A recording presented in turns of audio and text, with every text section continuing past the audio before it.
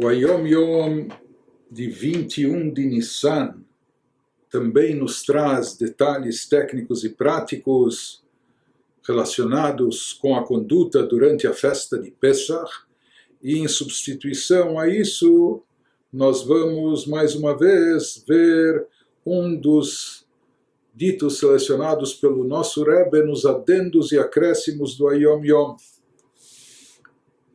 E aqui ele nos traz um trecho muito interessante de uma carta do Rebbe anterior. E essa carta do Rebbe é dirigida a um Hassid que escreveu ao Rebbe se queixando que ele estuda Hassidut, estuda os ensinamentos profundos e que mexem com nossa alma e nossa espiritualidade, mas ele sente que todo despertar, inspiração e motivação que ele tem, isso é algo apenas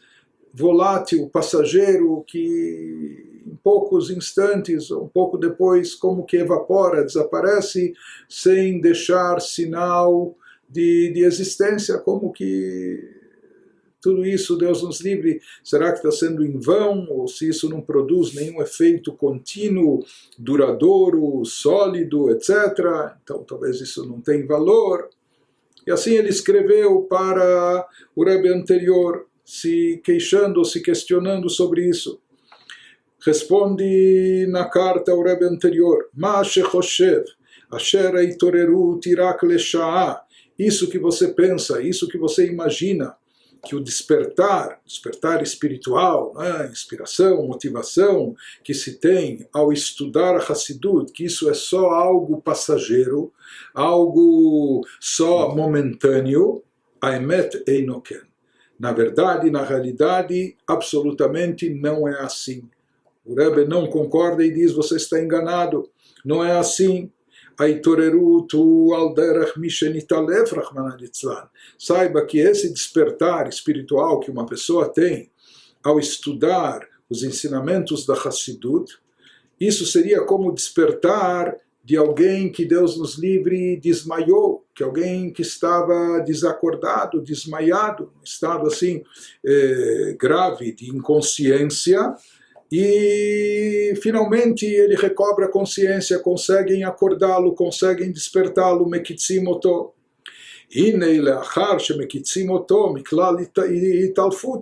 Depois que conseguem fazer com que ele recobre a consciência, que ele se desperte, então ele pelo menos não está mais desmaiado, não está desacordado, graças a Deus. Ele já saiu daquele estado crítico, delicado que ele se encontrava. Por assim dizer, depois, de repente, talvez a pessoa dê uns cochilos com todo o significado espiritual que isso tem por trás dessa metáfora. Ou seja, às vezes a pessoa se sente menos motivada e se sente como meio sonolenta em termos espirituais, mas ele nos diz que alidei Hazarat Dach Berabim, saiba que estudando e recapitulando ensinamentos da Hassidut, mais ainda quando isso é feito em público, em grupo, de forma coletiva, veitvadut Hassidit tová, e participando de uma boa itvadut, de um bom fabrengen, de uma boa reunião hassídica, quando os Hassidim também se sentam informalmente, falam lechaim, entoam melodias, falam palavras de Torá, contam histórias hassídicas ou sobre o Rebbe, etc. Então, essa sonolência que vem, vai e volta sobre nós, meorerim e talfut, ou seja, essa recapitulação de ensinamentos hassídicos, mais ainda em público, e essa participação nesses encontros hassídicos tem o poder de despertar a alma da pessoa, mesmo que, por assim dizer, ela esteja no estado não só de sonolência, mas esteja desmaiada, tenha perdido a consciência, isso é capaz de despertá-la até desse estado crítico. Depois tem que se fazer, por assim dizer, um trabalho de manutenção, ou seja, manter a nossa alma desperta, alimentando-a continuamente, mantendo a regularidade nos estudos da Hassidut, na participação dos Fabrengens, nessas reuniões hassídicas, etc. Mas ele diz,